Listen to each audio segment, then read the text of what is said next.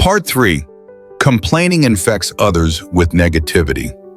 Complaining isn't just a private release, it's a public leak. And whether you realize it or not, your words shape the emotional weather around you.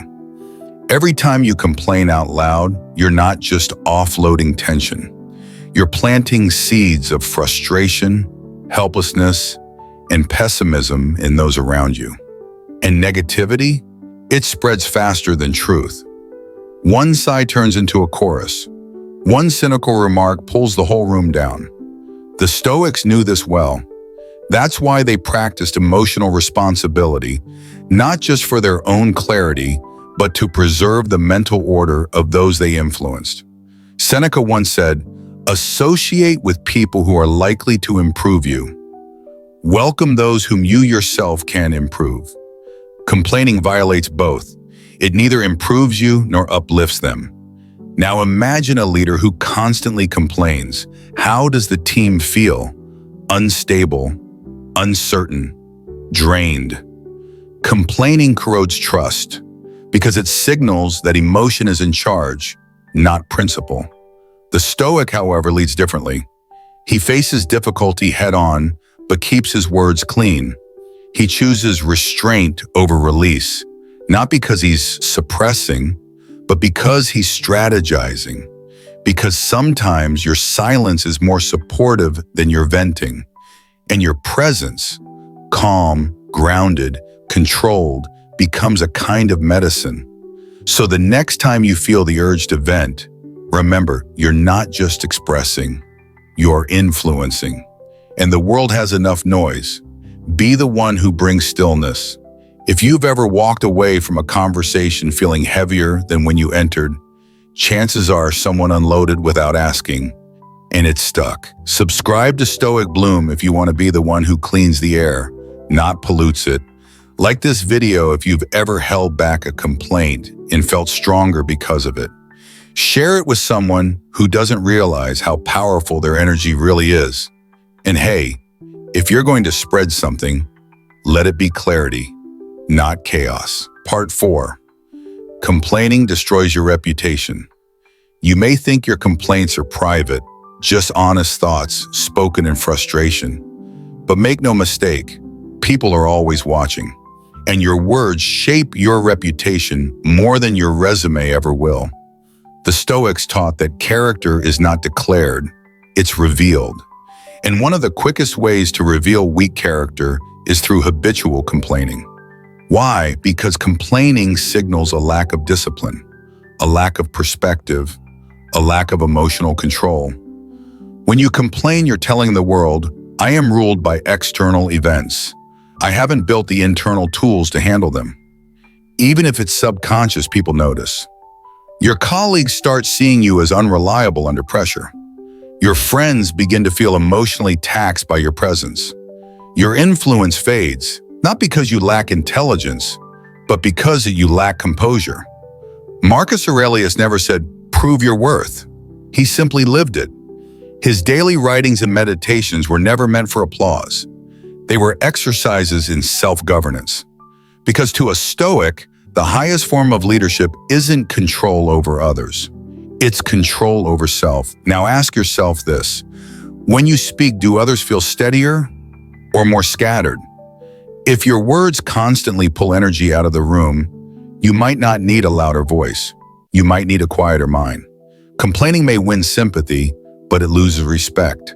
And the Stoic doesn't chase pity, he earns presence. So the next time you feel like venting, ask yourself, is this who I want to be remembered as? Because what you say today becomes someone's memory tomorrow. Part 3. When you want to confront, but it's not the right time. Sometimes you're right. You see the disrespect. You feel the injustice, and your whole body wants to react, to speak up, call it out, assert yourself now. But here's the truth the Stoics mastered. Right message, wrong moment, still the wrong move. Seneca once said, anger, if not restrained, is frequently more hurtful to us than the injury that provokes it. Confrontation isn't about the explosion, it's about impact. And impact only comes when the timing is aligned with reason, not ego. Think of silence here not as avoidance, but as tactical patience. Yes, you may be 100% justified in your frustration, but if you respond when emotions are high, when your words aren't sharp but soaked in fury, you might win the moment but lose the war. Stoicism invites you to ask a better question. Am I reacting because I need to express or because I want to be effective? Holding back your words doesn't mean you won't speak. It means you're choosing when to speak with maximum clarity and power. Silence becomes your strategic pause, and when the time comes, when emotions cool, logic rises, and your voice steadies, you'll be heard not just loudly, but clearly.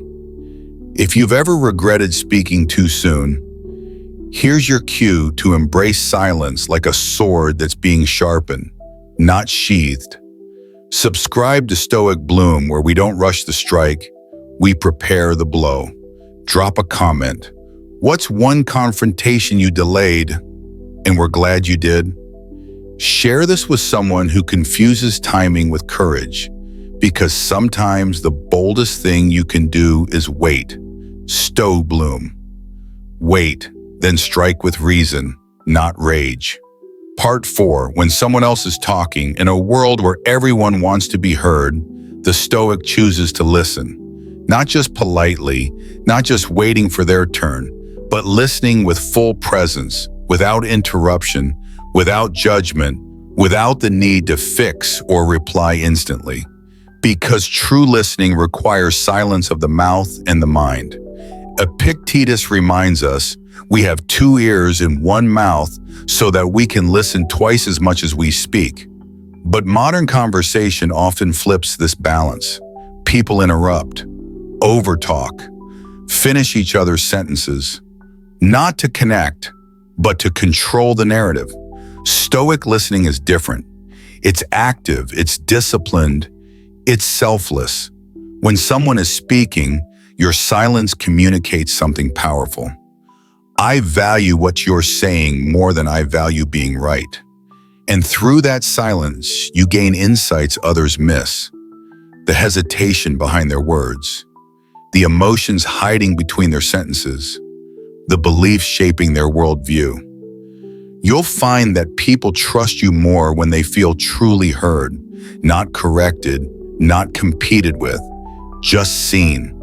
And when it's finally your turn to speak, your words don't fight for space. They land with clarity because your silence made them welcome. So don't rush to fill the silence. Let it breathe. Because often the most impactful words you'll say come after the deepest silence. Slogan. End of part 4. Stoic Bloom. Listen fully. Speak meaningfully. Part 5. When you're about to gossip, gossip has a seductive rhythm. It makes you feel included. Powerful, as if knowing someone else's flaws somehow elevates you. But to the Stoic, gossip isn't just idle chatter. It's spiritual pollution, and the first sign that you've lost control of your own integrity. Marcus Aurelius was clear. If it's not true, don't say it. If it's not kind, don't say it. If it's not necessary, don't say it. Gossip fails all 3. When you're about to chime in with that little story, that sarcastic tone, that subtle jab, pause. Ask yourself, why am I saying this? What am I hoping to gain? And what am I giving up in return? Because every time you speak of someone in their absence, you reveal more about your character than theirs. You may earn a moment of laughter, but you lose hours of respect. Stoicism teaches us to speak only when our words improve silence. And gossip, it never does. So instead of echoing rumor, echo restraint. Instead of amplifying judgment, amplify dignity. Be the one in the group who doesn't need to talk about others, because your presence speaks enough. Remember, gossip may bond the weak, but silence builds the strong. If you've ever bitten your tongue in a gossip circle, congrats, you passed a Stoic test most fail daily. Subscribe to Stoic Bloom, where silence isn't awkward, it's earned. Share this with someone who's tired of low-energy conversations that go nowhere. Comment below, what do you do when gossip starts? Do you leave, redirect, or hold the line? You don't rise by lowering others. You rise by staying above the noise. Stoic Bloom. Gossip lowers your voice and your virtue. Part 6, Final Reflection. The silence that commands respect. Silence is often mistaken for weakness, but in Stoicism, silence is a mark of mastery. In this video, we explored 6 moments where staying silent isn't a passive retreat. It's a conscious assertion of power, character, and clarity. When you're angry, unsure, tempted to confront, listening, drawn into gossip, or reflecting on life, silence becomes a filter, a force field, a declaration. I choose discipline over noise. I choose control over reaction. The Stoic doesn't speak to be heard. He speaks to reveal thought that has been weighed, refined, and forged in the fires of self-awareness. When you master silence, you no longer need to prove anything. You let your presence speak. Your restraint becomes influence. Your calm becomes contagious. This is not the silence of avoidance. It is the silence of precision, of grounded wisdom, of a mind that no longer scrambles to be understood because it already understands itself. If you've made it this far, it means something in you is shifting. You've tasted the truth that not every moment deserves your voice, and that silence, when chosen with intention, is not absence but presence in its most powerful form. If that resonates with you, I invite you to go further. Subscribe to Stoic Bloom, not for noise, not for motivation, but for mental training. Every week we sharpen the mind, align with timeless wisdom, and walk with quiet strength through a chaotic world.